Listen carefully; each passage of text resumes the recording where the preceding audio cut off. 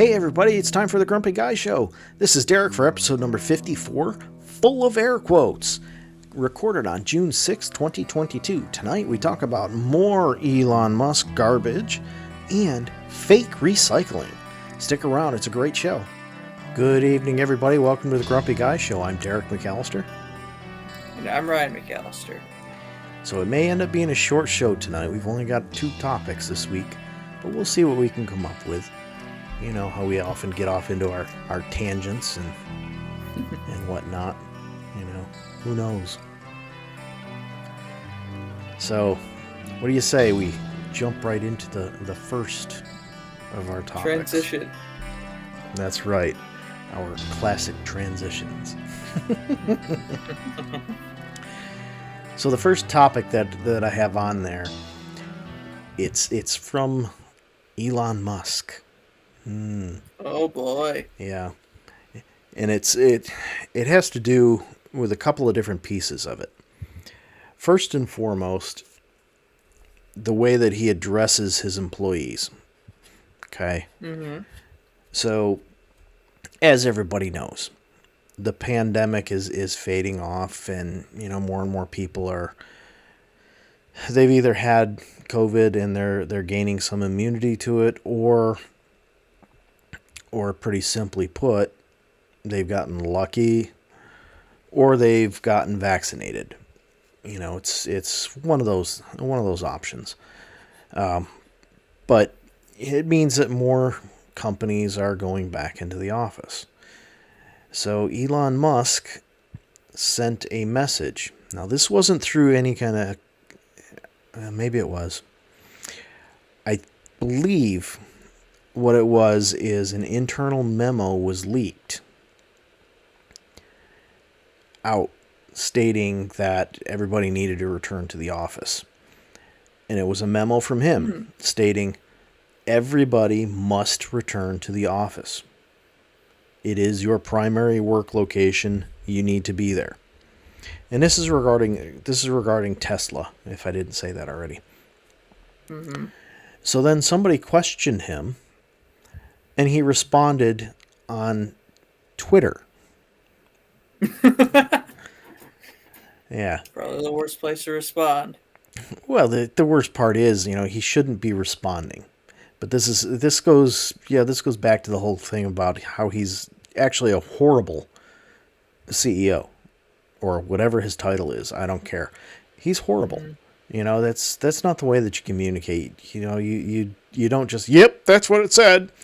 But, you know, not only did he say, yep, that's what it said, I believe it's not necessarily an exact quote, but it's going to be pretty close.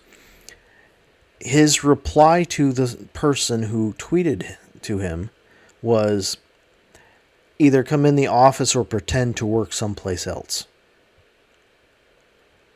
I'm like, what the hell is wrong with you? What? Yeah, basically what he's saying is, either come into the office and work or you're fired. Which, you know, that's all wonderful and everything, that you're going to take that stance and that you want your employees in the office. I get that. But what I don't get is this whole attitude of, you know, I can say whatever I want because I'm Elon Musk. You know, I mean, what I would be saying to him, I'd just look at him and say, you know what, screw you. I don't want to work for you. That's what I'd say too. I based on everything that he's done and said over the years, I don't know that I could work for the guy anyhow. But, you know, an attitude like that, it's like, really? I mean, come on. That's such a childish attitude that it's not even funny. You know, and he just thinks, oh, well, I don't care. And again, it goes back to that whole thing of he's a CEO. Where's he going to be spending his time? Not in the office. Nope. He's not going in. Why would he have to? I'm Elon Musk. I don't need to. You know, it's just, I don't know. I'm finding more and more about Elon Musk to be utterly ridiculous. Yep. If you have somebody who's more productive at home, or at least as productive at home, why force Let them them to work go at in? home. Exactly. Why force them to go into the office? There's no reason for it at all. Other They're than, better off working at home. yeah, if the, and it's the thing that really, really kills me is he started Tesla. Why? Because he wanted to save the planet. You know, and Electric cars don't do that. well, yeah, I mean, we've talked about that many times, how electric cars don't really save the planet. But Mm-hmm. the thing is, if you're going to force people to drive into the office, you are no longer saving the planet. Remote work, letting somebody stay at home and not have to travel on a regular basis, is a way to save the planet. As long as they Mm-hmm. can work from home, which, let's face it, an engineer can probably work from home at least part of the time. He's saying, oh, no, no, no. You're coming back to the office full time, and that's that. You know, there's no, well, you're gonna do a hybrid model or something like that. No. It's you're in the office full time, which is utterly ridiculous. The only reason an engineer needs to be in the office is if they need to meet with somebody to go over plans, like a physical model of something. Mm-hmm. So, how are you saving the planet by forcing them to come into the office 5 days a week? And knowing him, he's probably got them on 6-day work weeks. But, Probably. Should be 4-day work weeks. yeah, well, that's probably never going to happen. But it'd I be mean, it's nice. starting to happen over in Europe, I believe. Well, yeah, we had discussed that before. That I can't remember which country it is, but there's at least one country that's looking to make it a law that it's a 4-day work week. Mm-hmm. Unfortunately, what's going to end up happening is rather than being 4 consecutive days, companies are going to say, well, it only has to be 4 days. So you're going to work 4 days, and then you're going to have 3 days off, and then the next week you're going to work 2 days, and then have 3 days off, and then work another 2 days.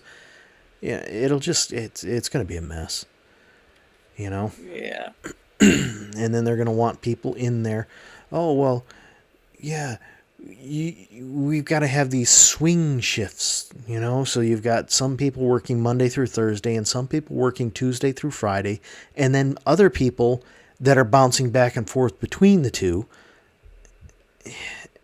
It's only going to work short term, to be honest with you, and that's because it would have worked much better even 30 years ago.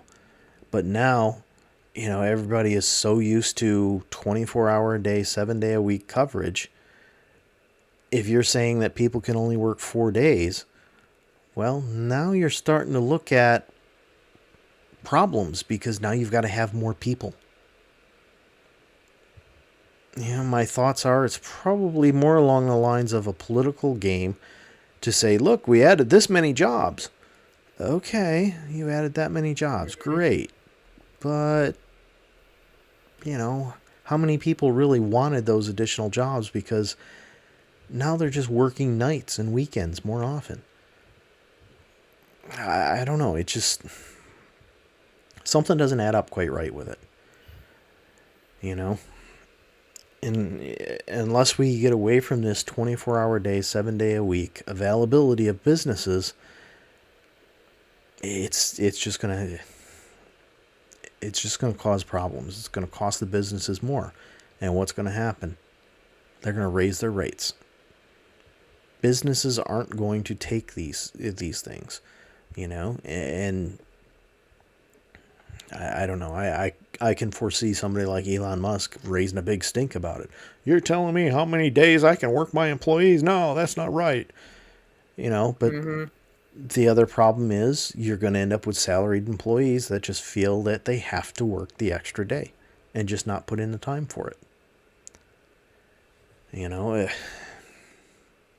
I don't see it working. Much as I'd love it, I don't see it working. There's just the whole the whole salaried piece, which is much more prevalent here in the United States than it is elsewhere. But the idea that somebody can be salaried, meaning you're paid to do a job, you're not paid by the hour. So, for example, with me, I'm salaried. I'm paid to do the job. However many hours it takes, I'm paid to do the job.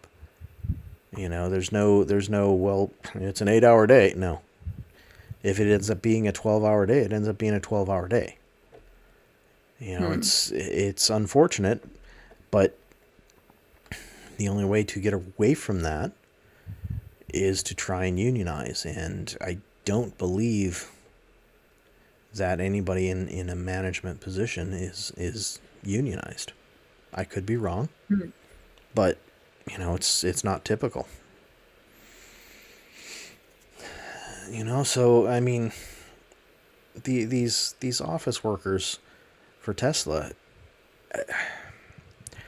I don't know. I honestly think that he's shooting himself in the foot. You're going to I'd be get. surprised if he had a bunch of people start quitting on him. Well, yeah, and that's what the Great Resignation is about, and you got to put that in quotes. Great Resignation. That's what that's what the media has decided they're going to call it. Basically, what it is people have realized, hey, I can do my job from home just as well as I could do it in the office. So you're going to make me come back in the office? That's fine. I'll quit. I mean, there are people that need to be in the office. They need to, there's jobs that you need to be in the office to do effectively. I get that. I mean, you can't build a car remotely.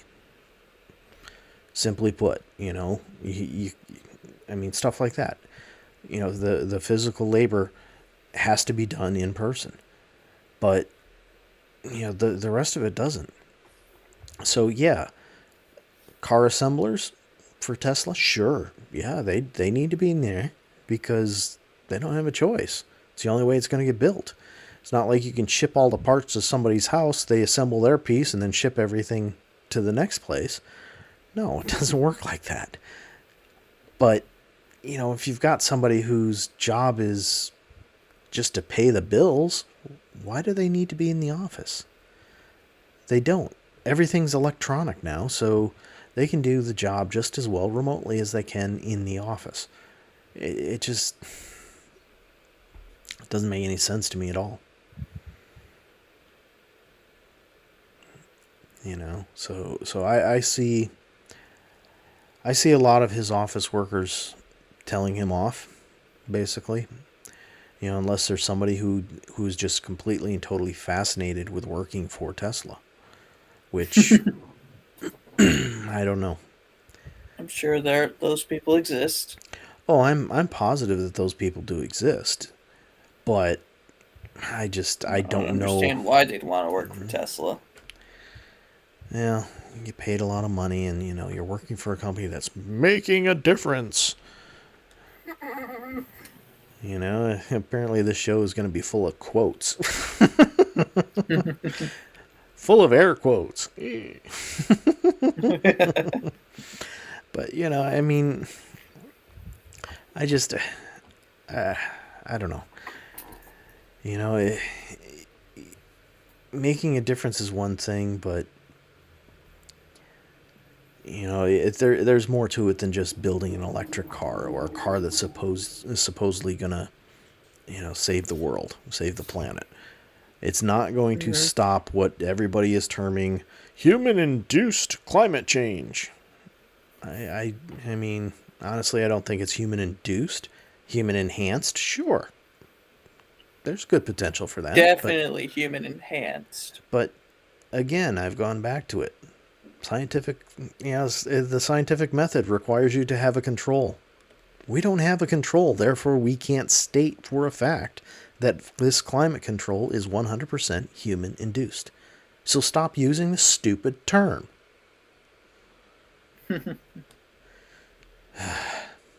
Anyway. What do I know? Yeah, yeah.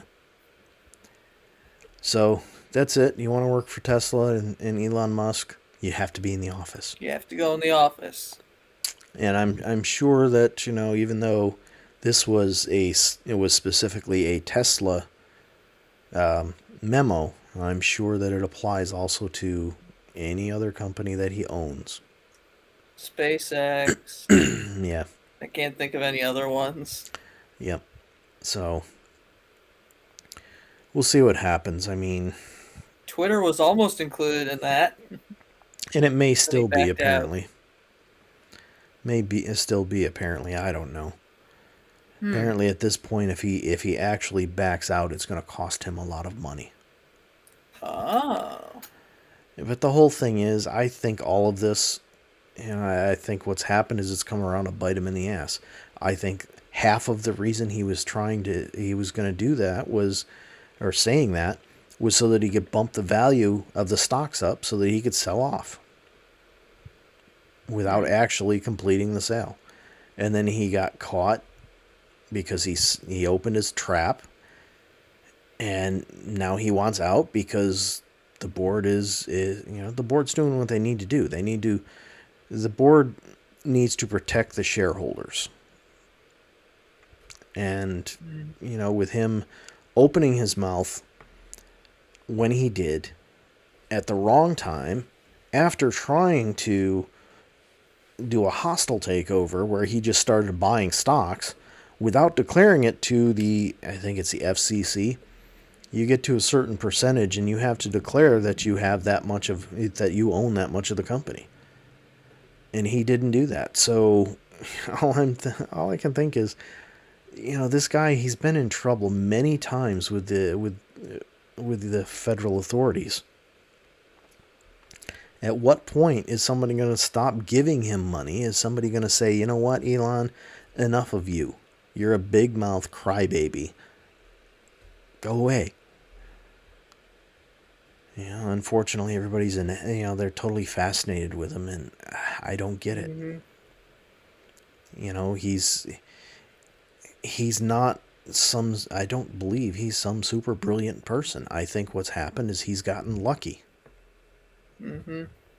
He got lucky with PayPal. I don't know how much of PayPal he still owns, but he got lucky with that, and he got rich. And then what did he do? Well, he bought Tesla. It's not like it was his idea. He bought it. It was somebody else's idea. Hmm. It's kind of like Billy Fusillo. Billy Fusillo wasn't anything other than great at marketing. What did he do? Well, he changed car marketing. He was in your face. Anybody from he had dealerships all over the country, so everybody can. Not everybody obviously, but a lot of people probably saw his face and his huge. Ja. And really, that's all Musk has done. He's just done great marketing. Hmm. Sooner or later, the feds are going to say, okay, you can't pay us enough. You can't pay enough this time. So we're actually going to charge you and stick with it. Hmm. And he's going to be in some serious trouble. Unfortunately, as I said, he's just not going to pay enough. Hmm. He's got more money than he knows what to do with, so he gets in trouble with the feds. I'm sure under the table he's handing some money over, and suddenly it's gone. Nobody says anything. Hmm. Yeah, well. All right, enough about that idiot. What else we got? Wasn't that an awesome transition? All right, so the next thing is, it's something that bothers me, and I've been wanting to put this on there for a while. I just kept forgetting until finally I saw I was actually Okay. opening the package Hmm. and was annoyed. So this has to do with Nature Valley and their big ad campaign of all of our packaging is now recyclable. Uh-huh. The catch is, And it's not just recyclable, like, you take it and you hand it out. It's not like you just dump it in your blue bin. No, no, no, no, no. You have to find a participating store to return it to. what? Yes. You How have does to that make find sense? you have to find a store that's accepting them, that will ship them back to Nature Valley for recycling. Mhm. What? So that's why the title that I put for this topic is recycling done for marketing purposes only. They know that nobody's going to, I mean, Weird. even if they get stores to participate in this, they know that nobody's going to save these stupid little wrappers up and take them back to the store so the store can send them back in. Seriously. Who in their right mind is going to do that? Nobody. The trash is right next to you when you're eating. I'm just going to throw it out. The reason it ticks me off so much is because you do something like that so that you don't have to change your packaging. Makes it easy. That way you're still, let's say that they got every store to participate and people actually saved up the wrappers and took them back to the stores and all that good stuff. That's very unrealistic. Unrealistic, yes, but let's say that it actually happens, right? Mm-hmm. So now you've changed your packaging so that you can do this. But now I forgot where I was going. Have you changed your packaging though?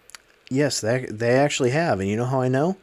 Because you can't open the stupid things anymore.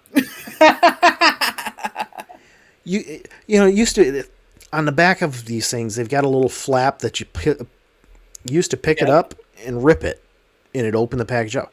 You can't do that anymore. You have to actually pull it apart at the freaking glue. And then they use so much glue that it's almost impossible to open a stupid thing. The hell? Yeah, exactly. Every single time I go to open one of the things, I'm fighting with it. I'm like, ah!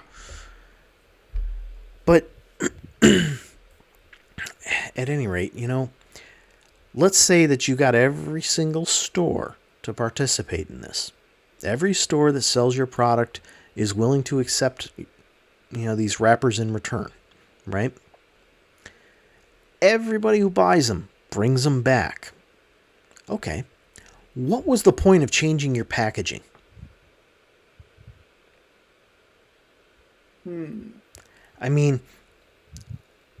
The part of the problem with them is the material that they're made out of.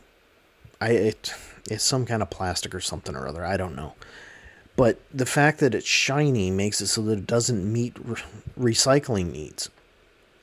Well, they changed the outside of the package so it's not shiny and glossy anymore. They didn't do anything to the inside of the package. And they changed the glue. So something way, way stronger. It's either stronger or they put more on or whatever. I don't know. But they changed this stuff. And then they had to create their own recycling program because it still didn't meet the needs of recycling. Oh, it just blows my mind. Why would you waste all the money changing your packaging?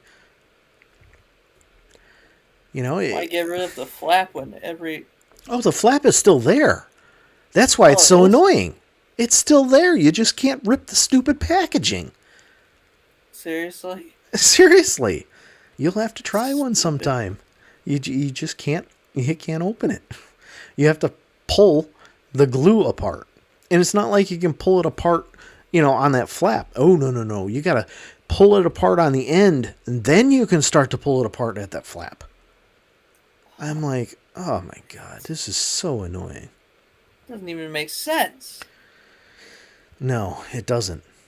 And it just plain doesn't make sense that you went through and you created, you made these changes and you stuck with those changes And then you had to create your own recycling program instead of using, the recycling program that's available in every single community in the United States now. Mm-hmm. Makes sense. A lot of sense. It's all about marketing. If you're going to change your packaging, why not do it so that you're doing something biodegradable and renewable? Like, oh, I don't know, maybe use corn cobs. I mean, I haven't seen them in a while because I haven't bought teas in a long time, but there was a company that was actually making golf tees out of corn cobs. That's neat. You pick them up, and I mean, you would think they were plastic, but no, they were made out of corn cobs. That's So that interesting. means that they're going to biodegrade. Why not do something like that for this packaging instead of this? I mean, that people are just going to throw it out. And these are designed to be snacks that you take with you. So, half the people, they're going to walk by a trash can and they're going to throw it in the trash can. Mm-hmm. There's not going to be too many people that are stuffing it back in their bag or in their pocket for later or anything like that. But no, what they're doing is they're expecting you to collect these things in your house, hoping that there's no sugar residue left inside the package or anything, because guess what? If there is, now you're going to bring ants into your house because they're searching for food. Mm-hmm. I mean, this is just ridiculous. I mean, they need to start thinking of stuff. I mean, there's so many corn cobs out there. You just look at the amount of corn that's available in the United States and what happens with it. I mean, all these corn cobs. You could be making all this packaging out of that. Probably could have made it so it was exactly the same, so that it looked the same, so that it acted the same. But hey, what do I know?